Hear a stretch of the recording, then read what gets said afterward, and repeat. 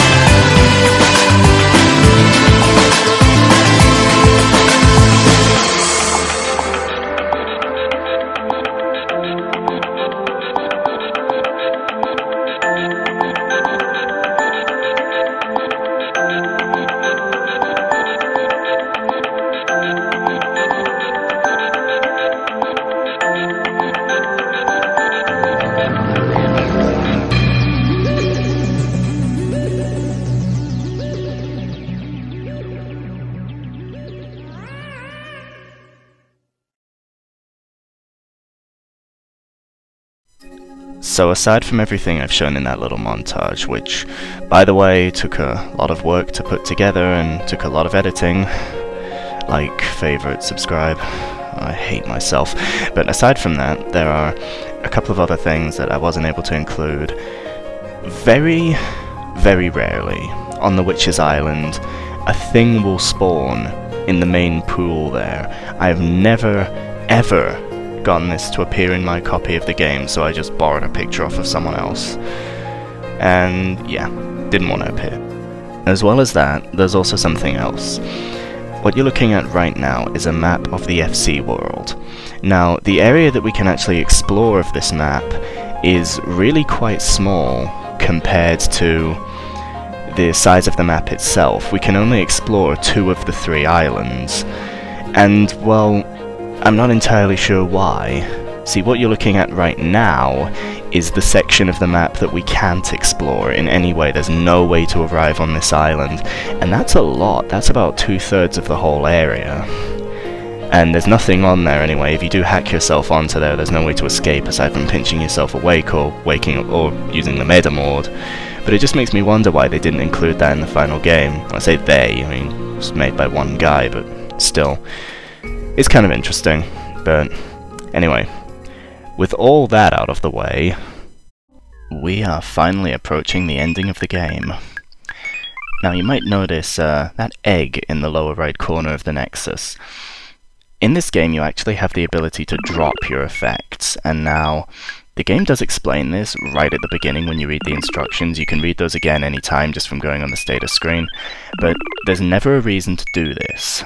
But in order to access the ending, we actually need to drop all of the effects in the Nexus. You do this by equipping the effect, and then pressing the 5 key. However, you might notice that there's one space missing here. That's because I'm actually holding on to the knife for a bit. Anyone familiar with this game will have noticed that there's something I've left out. I wanted to save this for the ending just because it seemed like a nice place to end the game on, for several reasons. Anyway, where we want to go now is we want to head to the lower right corner of the number world, and we can find a zipper on the wall that's a little bit different from all the others. This particular zipper has a 1 in 3 chance of either being, well, it has a 1 in 3 chance of being open. Most of the time it'll be closed. And if we have the knife with us, we can actually stab it, and this will allow us inside. As far as I'm aware, this area doesn't actually have a name, and when we get inside here, there's only one way we can go, and that is to head right.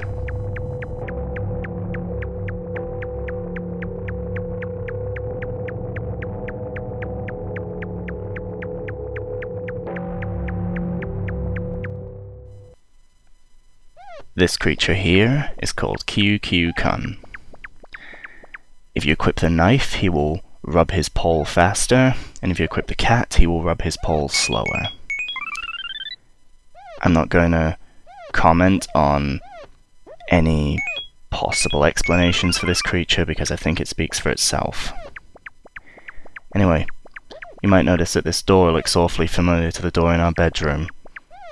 Let's take a look inside.